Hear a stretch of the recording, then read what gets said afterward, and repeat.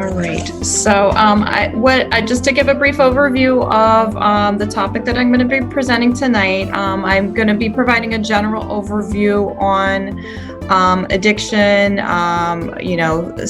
some information related to addiction in general, talk about some brief interventions that we often do early for people who may be at risk of becoming addicted. And also talk briefly about some risk factors and early intervention strategies and some harm reduction strategies. I'm happy, love Q&A, love discussions. So we'll go through the presentation and hopefully we'll be able to have a nice discussion afterward. Okay. I guess it's going to do that. Okay. So it's important to note that addiction and risky behaviors related to addiction often begin long before adulthood. So these are things that we look for actually in childhood and adolescence. And it's important to be mindful of that with our children. And just to kind of give some perspective, by the time a person hits 12th grade, about 70% of people have at least tried alcohol, and about 50% or half of our children by the 12th grade have taken some sort of an illegal drug. Smoking cigarettes actually has gone down over time, although vaping has started to increase a little. I mean, that could be a whole separate topic, so I'm not going to cover that in depth. And about over 20% of individuals by 12th grade have used a prescription drug for a non-medical reason. So something that was not prescribed to them and not being used for the indication that the substance, that the prescription medicine is typically given for.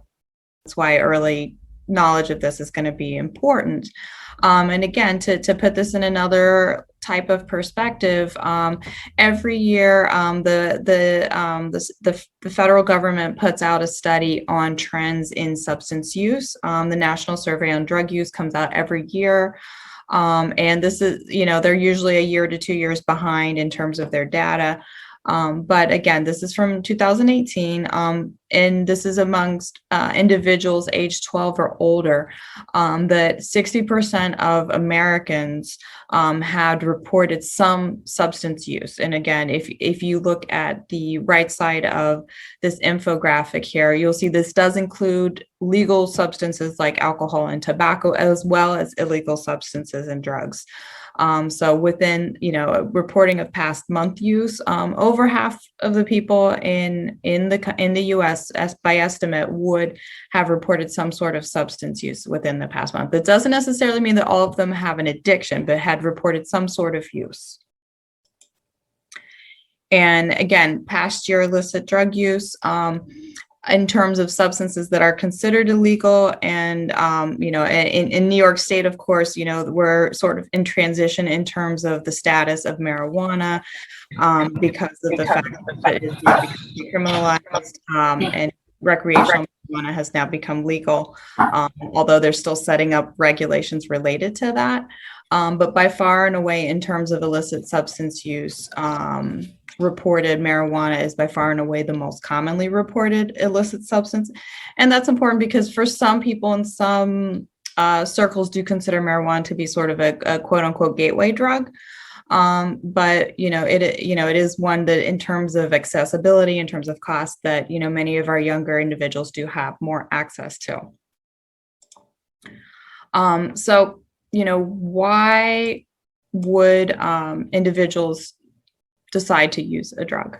It's important to understand the why, as well as, other elements related to substance use. So when we're teenagers, we're young, we're looking to have new experiences, we're looking to find our way in life, and sometimes substances become a part of that.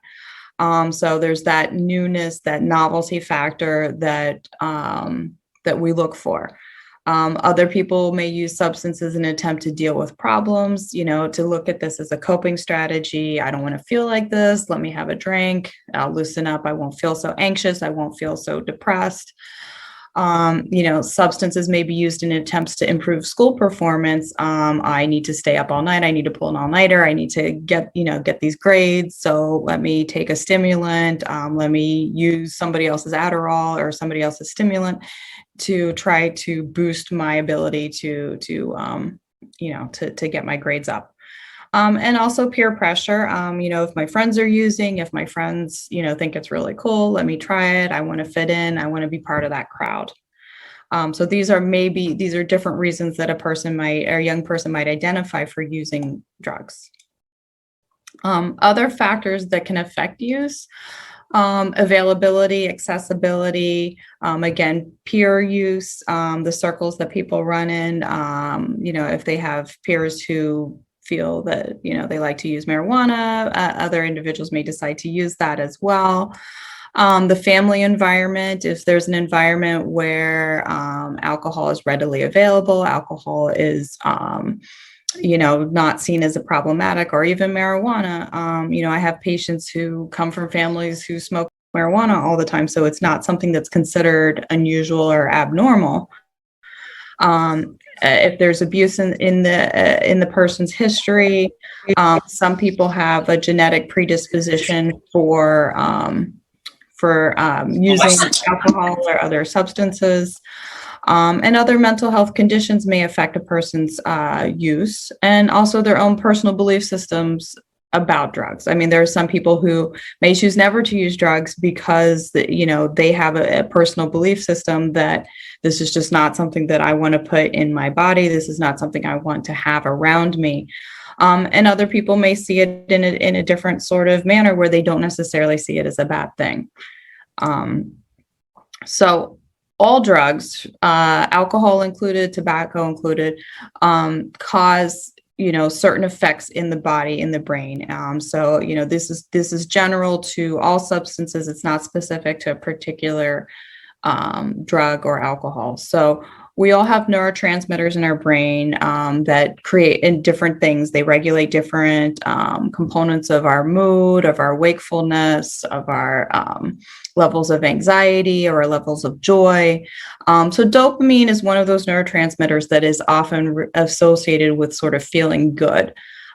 So we make our own dopamine in our brains, and our dopamine levels will vary from time to time depending on the different things that are going on in our lives.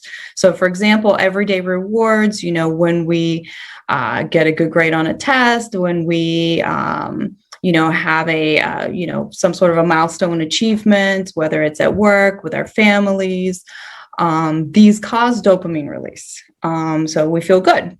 So what this does is this creates a positive feedback in the brain. So, the brain likes dopamine, the brain likes to feel good. So we like to repeat behaviors that make us feel better. So whether it's, for some people, it's maybe going shopping and getting that sale, getting a good deal on something. Sometimes it's, having a nice date night with our partner.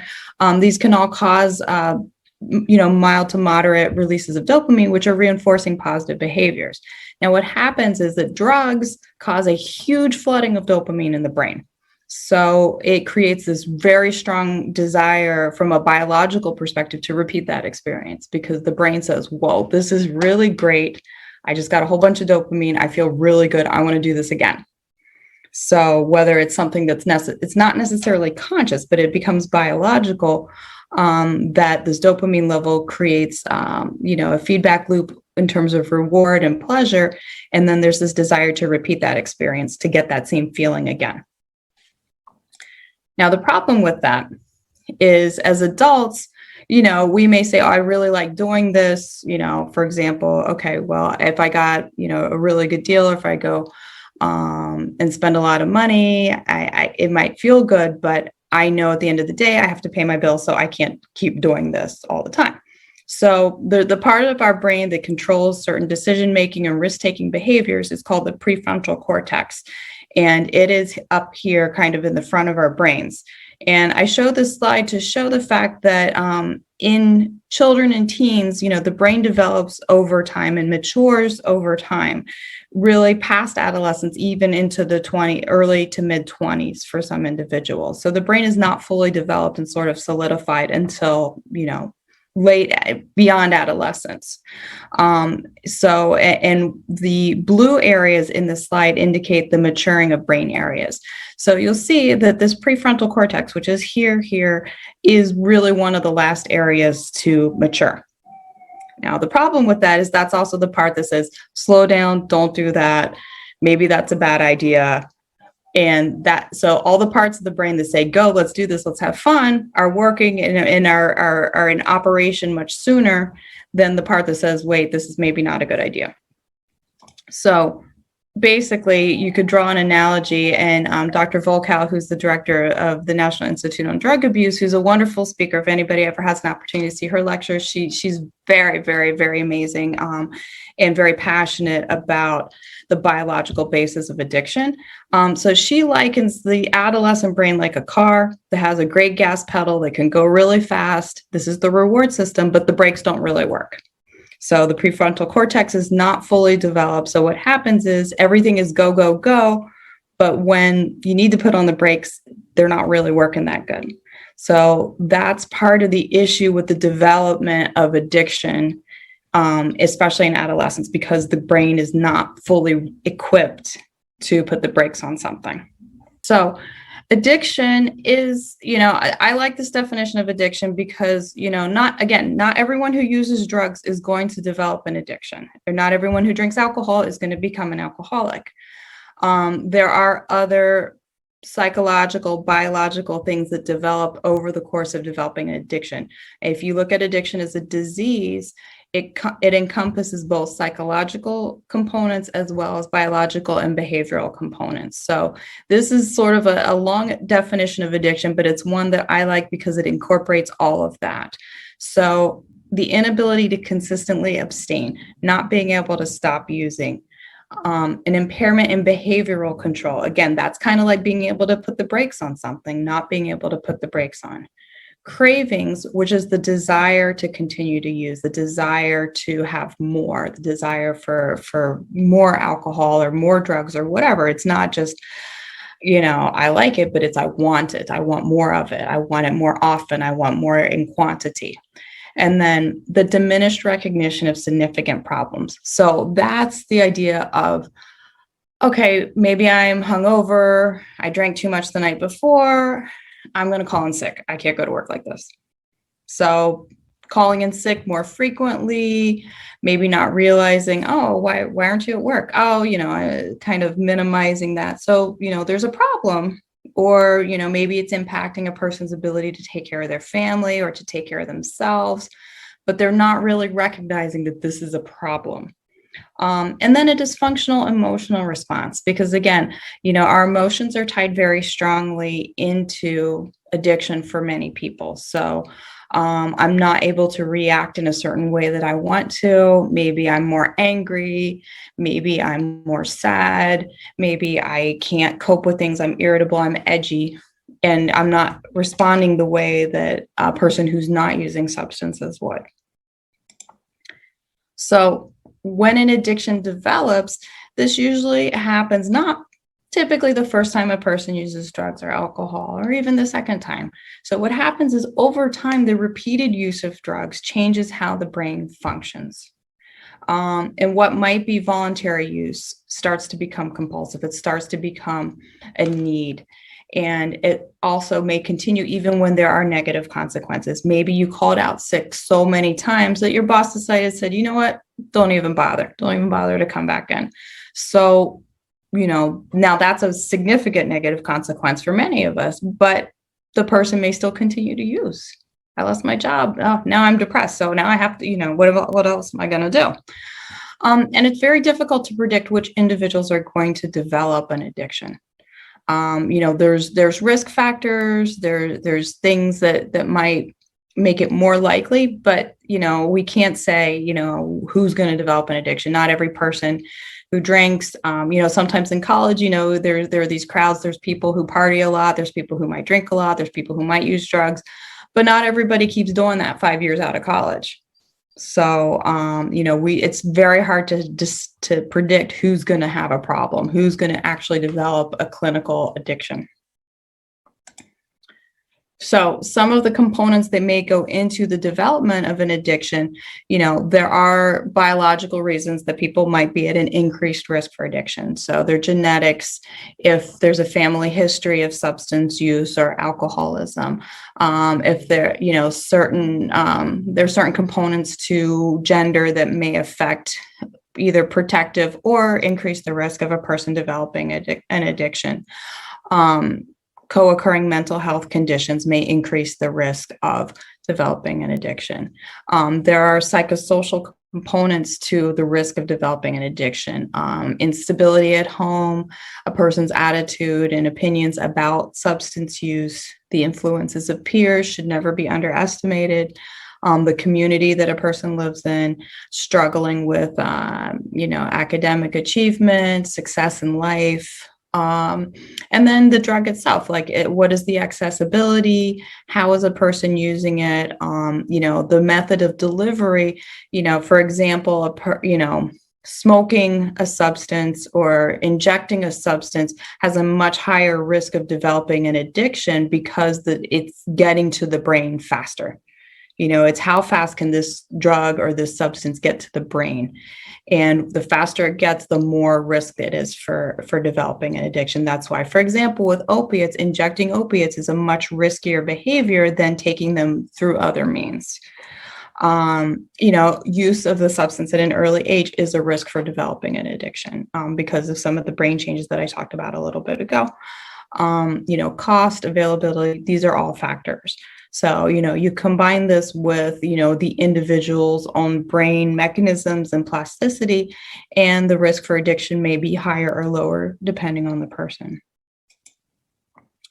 A clinical addiction becomes a cycle for many people. So a person might be using, they might be getting intoxicated, they might be high, they might be binging, they might be having a weekend where they're using a lot of substances.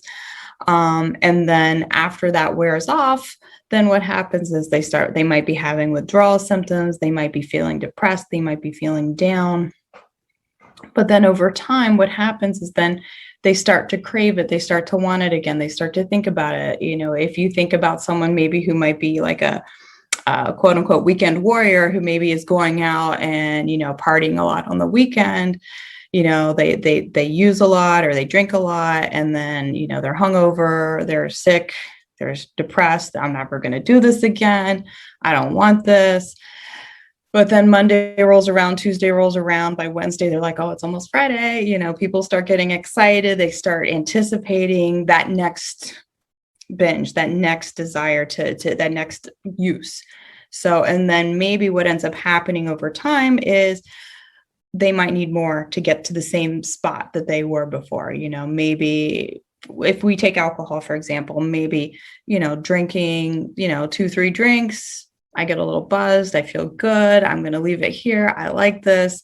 But now 6 months later, 2 or 3 drinks is nothing. Now I need a 6-pack. Now I need, a 12-pack, to get the same sort of feeling that I had before. So this is developing tolerance. This is needing more of the larger amounts, larger quantities of the substance to get to the same desired effect than someone needed before. So when we're looking at how do we intervene, what do we do? What do we do with this information? How do we get someone to, maybe cut back, to, not use so much? I like this visual because, again, not everyone who uses develops an addiction. So some people don't use at all. So when we talk to them about using, it's kind of a non-starter. So, or people who might be, very low risk at, use. For example, if we use alcohol again, I only drink on the holidays, I'll drink on my birthday, I'll drink on New Year's, not a really high risk for someone to develop a substance use disorder. where we have the most ability to intervene is sort of in this at-risk level, this kind of in-between level, because then, people who have very serious substance use, we obviously are going to intervene as well, but that, they're already kind of past that point of, okay, maybe we can kind of head them off at the pass. So we're looking at targeting this at-risk sort of level and keeping people either at risk or lower their risk of developing an addiction. So in order to do that, for example, with drinking, it's important to know what's risky, like what kind of use is risky. And for illicit drugs and substances, any use is risky. With alcohol, it's a little bit more challenging because, again, it's readily available. It's not expensive. It's something that often has a social and a cultural place for many people. So it's kind of hard to say, okay, well, who has a problem? Where's it risky? So we look at for this is a standard that has been identified by the medical community as there are different standards, unfortunately, for men and women based on physiology. But for men, what's considered at-risk drinking is more than 4 standard drinks a day or more than 14 standard drinks in a week. And for women, more than 3 standard drinks in a day and more than 7 standard drinks per week. And it's important to understand what we consider to be a standard drink too, because oftentimes we don't really realize, particularly with alcohol, how much we're consuming. So this is probably one of my favorite images, because it's important to understand how much is considered a standard drink, because we might go out to a club, we might go somewhere to a party, maybe we're not measuring out how much alcohol we're actually consuming. So it's important to know that a standard drink is considered to be 12 ounces of beer, 5 ounces of wine. And this is, standard alcohol levels. There are obviously certain fortified beers and wines that may have a slightly higher alcohol content. And also about an ounce and a half of hard liquor. Okay, so sometimes, a 5-ounce glass of wine is not typically what you may get at a party or, at certain places. So, again, 3 5-ounce glasses of wine would be considered for women to be at-risk drinking. Okay, so clinically, what we do is, when we meet with individuals, when we meet with patients, whether in a primary care setting or in, an outpatient setting, we are, looking to screen individuals, because again, not everyone is going to have an addiction, not everyone is going to have a problem, but if we don't ask, we'll never know. So it's important for us to take a look at, a brief screening question, a question or two about drinking and drugs. And, and then from that point, based on the responses, clinically, we make more assessments, or we might actually refer someone to treatment. So if a person's not drinking or using drugs, then we just reinforce that behavior. If a person is, does screen, as maybe at a higher risk, and then we're going to ask a few more questions. We're going to try to get a little more information on what's going on with this individual. Is this someone that we can just provide some brief counseling and education, or is this someone that we need to refer to treatment? So for screening, it really, from a clinical standpoint, doesn't take that long. Again, like I said before, if it's illicit drug use, any drug use in the past 30 days is considered to be at risk for illicit drug use.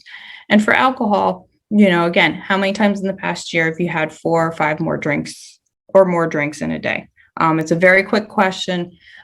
For some people, if it's no, okay, we're done. We just move on to whatever other things we're going to talk about. So we ask everyone these questions because, again, we don't know, and we can't tell, just by looking at somebody whether they use drugs or they drink. So, again, from a clinical standpoint, it's very important for us to be screening. For patients who might be at risk for substance use disorders, what we like to do is provide a little bit of counseling, a little bit of education on risk, on, behavioral changes, and maybe goal setting. And what this is kind of a tool to fill the gap in, because again, we're trying to keep people from, people who might be identified as having risky behaviors, and keeping them sort of at a lower risk level versus needing to go into more intensive treatment. Although sometimes it's necessary, and we do provide those assistance and help with individuals if that's what they need. So the goal is, again, to cut back or to stop use. And overall, in primary care settings, for those individuals who are screened, about 10 to 20% might require some sort of a brief intervention. So the screening process also, again, may identify individuals who might have a more severe problem with drugs or alcohol. So we also would, do help to provide assistance with linking people to referrals for more intense and specified treatment. Because again, early intervention, early identification can get patients who need to be in treatment earlier. And overall, this helps them from keeping things from getting worse. Oops. So when we talk about treatment, I'm just going to speak briefly about what different sorts of substance use treatments are and exist. So, we look at components of comprehensive substance treatment.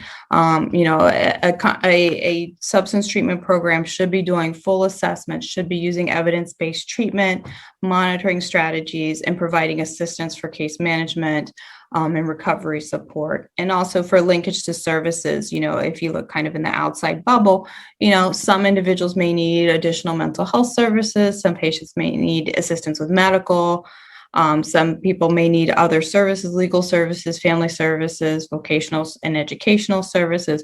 So really the best treatment programs are going to be providing a combination of therapy and other services to address the needs of the individual person. Because again, with addiction comes along with a lot of other things for many people. So it's not necessarily just a drug problem or just an alcohol problem. So there may be a lot of people out in the world who need treatment. And, one of the biggest barriers, again, the National Survey on Drug Use also looks at what are the barriers to treatment. So, one of the biggest reasons given for not receiving treatment is people aren't ready to stop. So, there's definitely a piece of engagement with people who might be at risk to help get them to a point where they are ready or considering stopping using. Certain other things can be barriers such as healthcare coverage, concerns about work, concerns about being able to take care, child care, family care, and sort of what other people might think about a person who needs to go to substance treatment.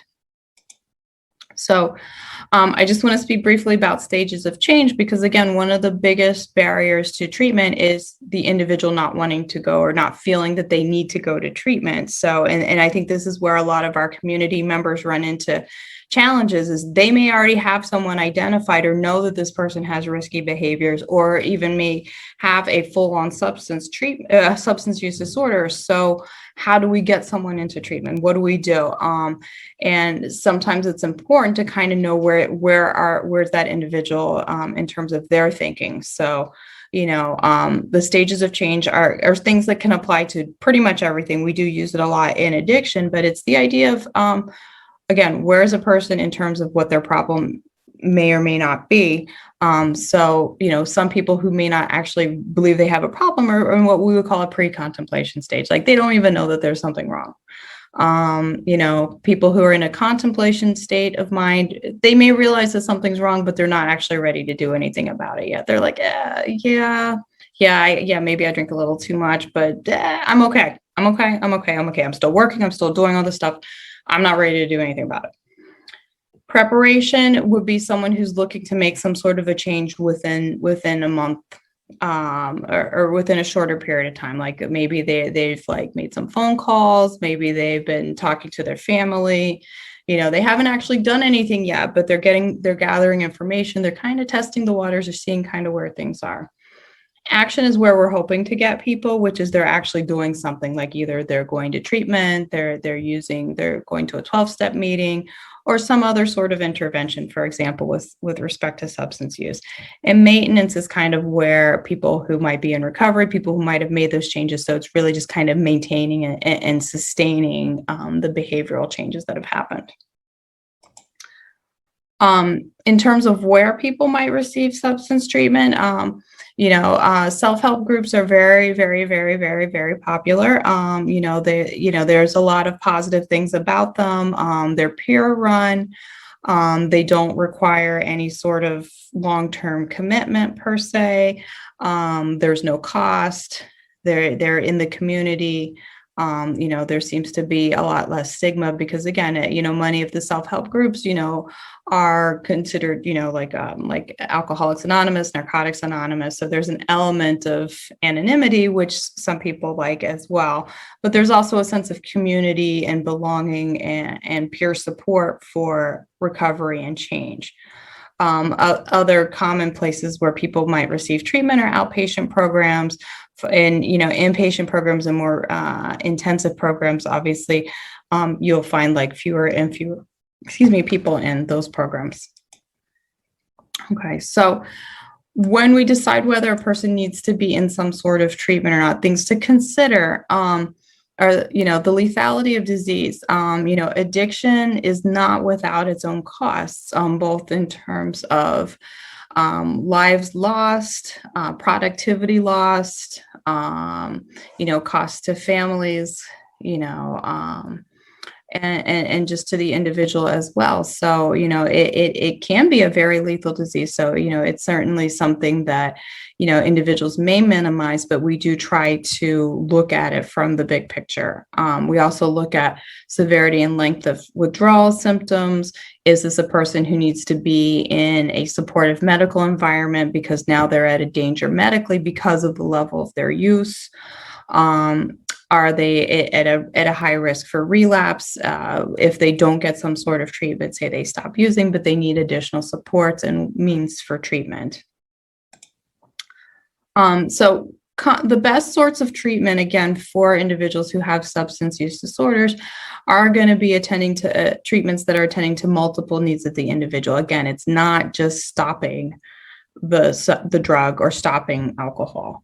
Medications can sometimes be a component of treatment, counseling and other behavioral therapies, development of other coping strategies and ways to manage life when it becomes unmanageable is very important for the success of a person to stop using. And again, the goals of treatment are going to vary depending on the individual. So it's important to note that, we have to look at interventions and treatments on an individual basis. It can't be something that, okay, well, if you have alcohol problems, then you have to do A, B, and C. That's going to be different for every individual. Not every person who has a problem with alcohol has the same problem with alcohol. So a person may need medical stabilization. They may need to be in an inpatient setting so that they can have a moment to breathe and take a look at their environment and figure out what they need to do next in their lives. And then for maintenance of recovery, some people may not need to be in long-term treatment. Some people just say, okay, I'm done, I'm good. And they may not need all this. But again, we have to look at the individual and know the individual and be able to offer them all of the options, because at the end of the day, they have to decide what's going to work best for them. So if you have an individual that you suspect might be using, and again, this is usually, you may start to see this in your adolescents, your younger individuals, but again, this can, addiction and drug use, alcoholism can creep up at any age. Again, there's not a way to predict, but we look at potential signs, particularly with our younger individuals. So changes in behavior, changes in their peer group. Maybe your adolescent, had their same little group of girlfriends or boyfriends that they were with all through school, and all of a sudden they start hanging out with a different crowd.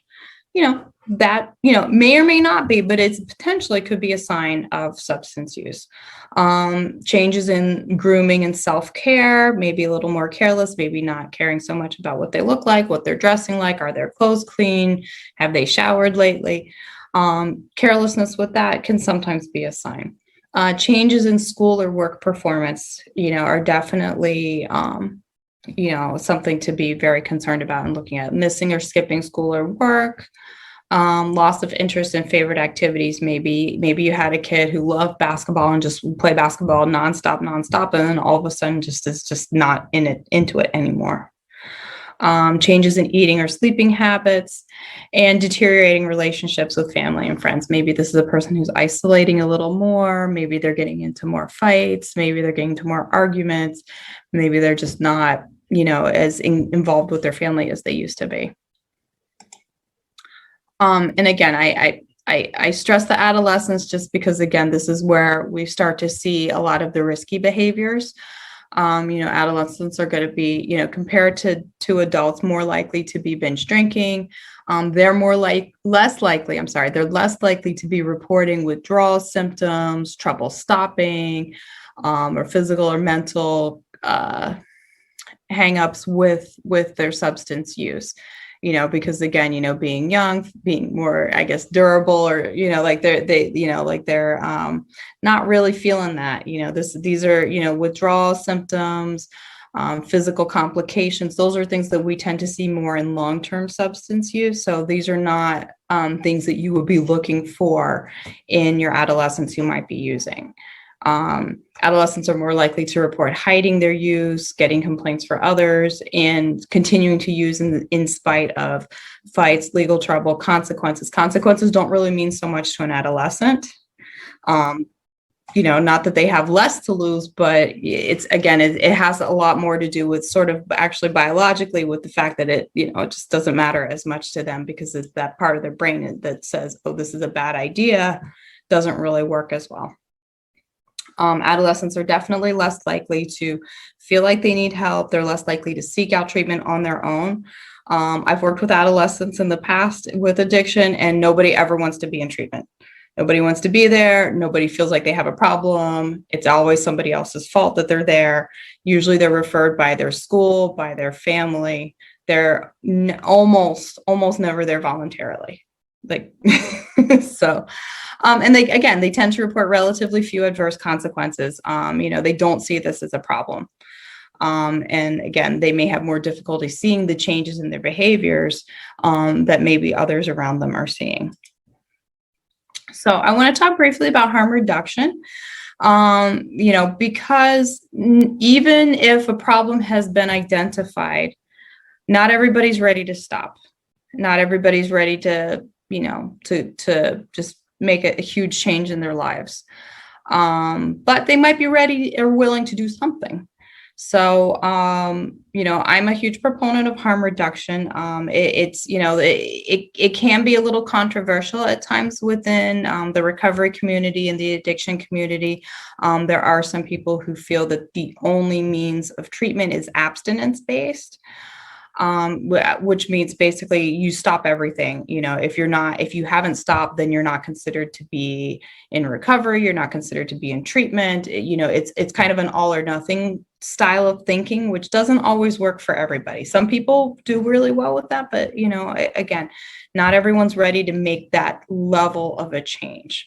But again, anything that we can do to intervene or to help or support someone who's trying to make some sort of a change, has the potential to reduce risk and reduce harm and reduce mortality and morbidity for an individual. So there are different harm reduction mechanisms that have been put in place with different substance uses. Certain things, for example, needle exchange services are an example of harm reduction. So what those would do is for people who are continuing to use drugs via injection, but aren't necessarily ready to stop, but by providing them with the opportunity for new unused needles, counseling them about not sharing needles, you're reducing the risk of disease transmission, for example. Intranasal naloxone is a huge harm reduction technique that's that's come about more recently, and this is basically overdose prevention.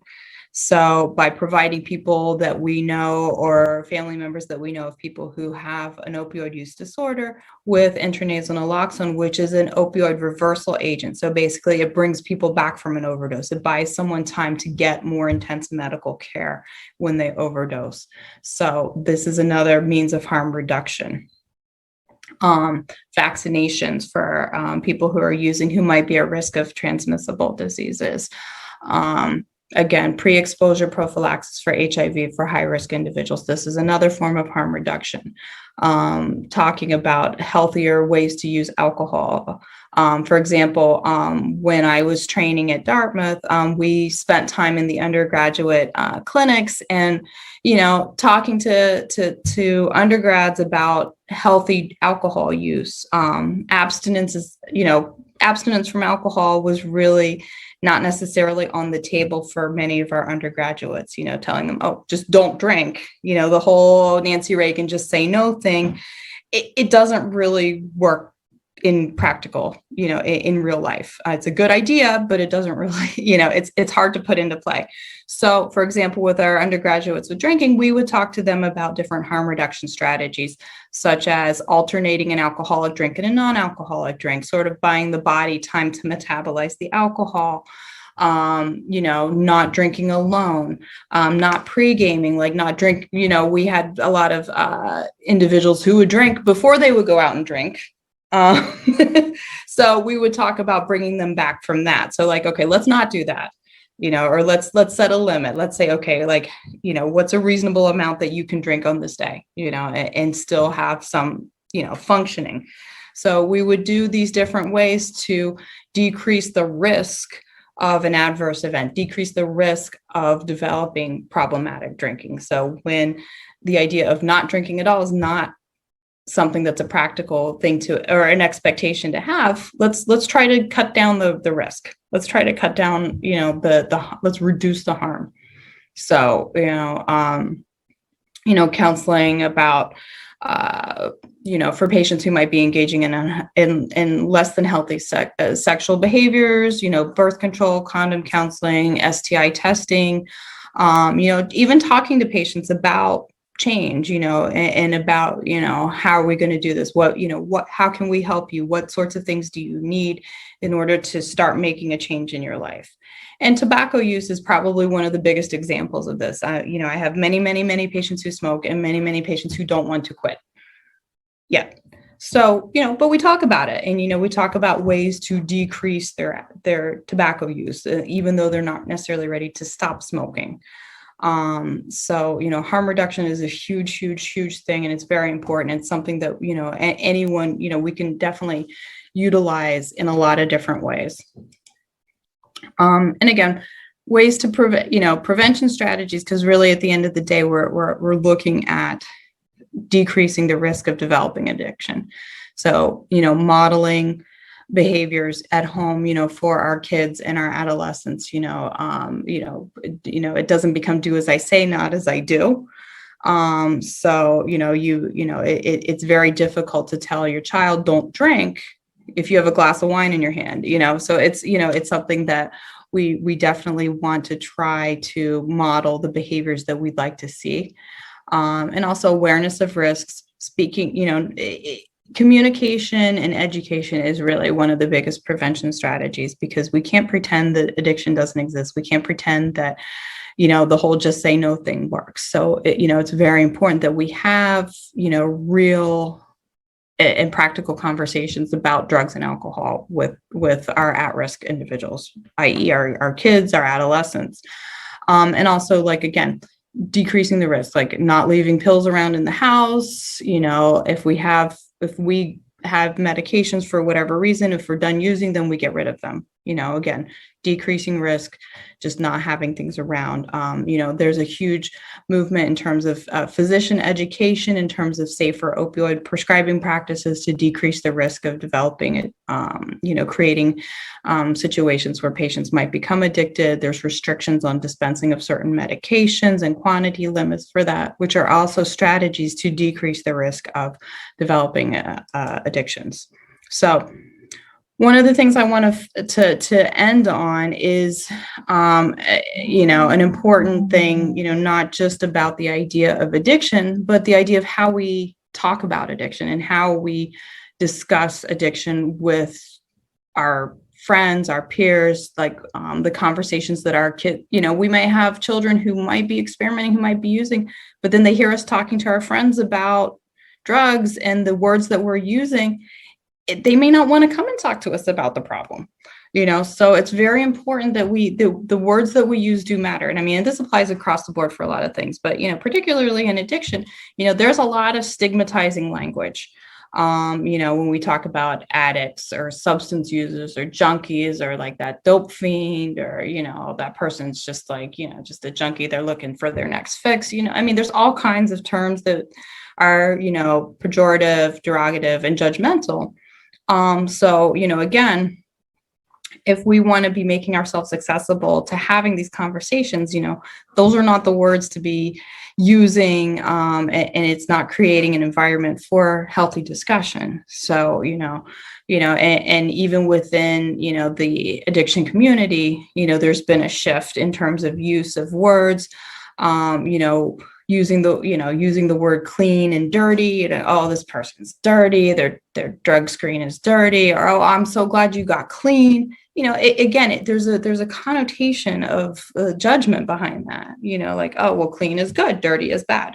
So regardless of whether a person maybe had a slip, had a relapse, substance abuse, all these words, like if you really think about there is this negative connotation with it. So again, we try to use more compassionate, more person-centered language when we are describing these things. So sometimes it may sound a little clinical, but again, we don't want to be judgmental, and we don't want to be creating an environment that's hostile for people who are trying to make these changes in their lives or who are considering making changes in their lives. So again, we don't want to be like, oh, you shouldn't do that.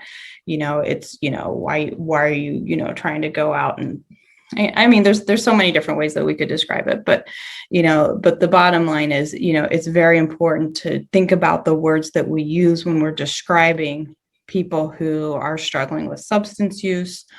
Even, from clinical terms, we used to use the words abuse and dependence, and the American Psychiatric Association has moved away from those terms to using substance use disorder versus using the term abuse or dependence, because of that negative connotation behind that. So it's very important that we do choose the words we use when we're describing this. And, again, addiction and recovery, I want to end on this is a process of change. It's multifactorial. It's not just biological. The changes that need to come in terms of stopping substance use and recovery, it's health, it's wellness, it's self-direction, and it's moving towards a place where a person is striving to achieve their full potential. So I want to end on that note. I'd love to take questions and have a discussion. And again, I can't thank you enough for the opportunity to speak on this very important topic.